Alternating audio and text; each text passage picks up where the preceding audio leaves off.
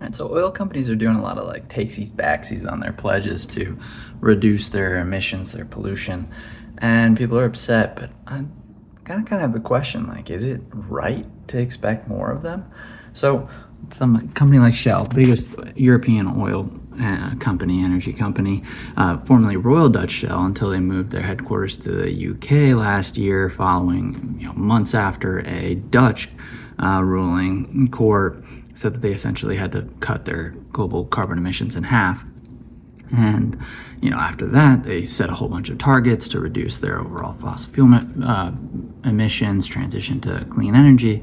But last year, got a new CEO and have started to walk those back, focusing more on their profitable oil and gas company.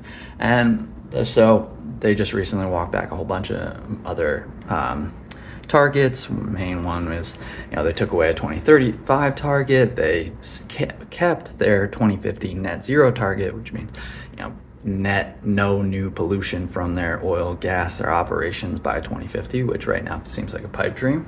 They reduced their carbon intensity reduction target, which means just fewer emissions per barrel of oil, but doesn't stop the overall amount that they can pump or the amount that their emissions they create in total. And they do that by capturing some carbon or increasing the energy efficiency of their refineries, so it's less emissions per barrel. And they even walk that back.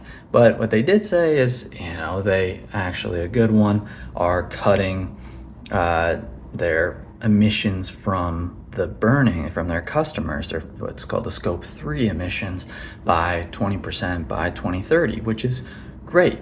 But it's inherently a weird ask, because you're asking oil companies to stop producing their core product. The most of their emissions comes from the burning of oil and gas, and you're asking them to basically demanding that they switch their entire business model. And I don't know if that's the best use of everybody's time.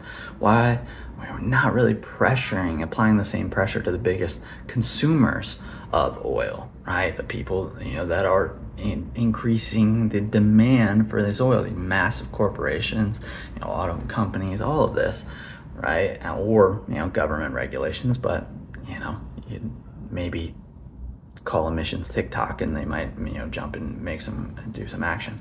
But the real question is, why are you putting the onus on the producers? The consumers, the major consumers, not individuals, really need to be reducing their reliance on fossil fuels. And that is really where this decrease in their scope 3 emissions is probably already coming from, because they're not going to sell less oil and gas. They're already cutting most of their investments in renewable energy and solar and wind. So we have to be mindful of the things that we're going to be asking these companies and refocus the attention. If you want to reduce fossil fuel emissions, focus on the people and the companies consuming it.